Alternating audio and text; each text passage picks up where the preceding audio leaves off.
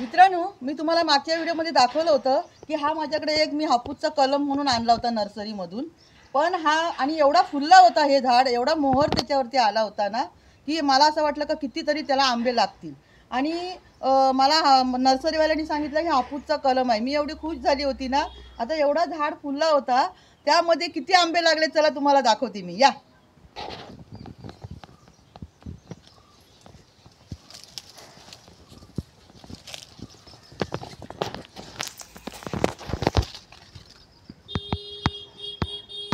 हे बघा, फक्त हा एक आंबा लागलेला आहे मित्रांनो.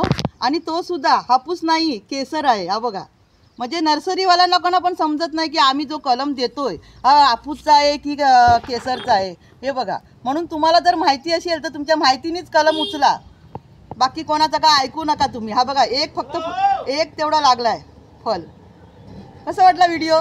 आणि कोणावरती विश्वास ठेवू नका, तुम्हाला जे माहिती आहे ना तेच करा. चला, धन्यवाद.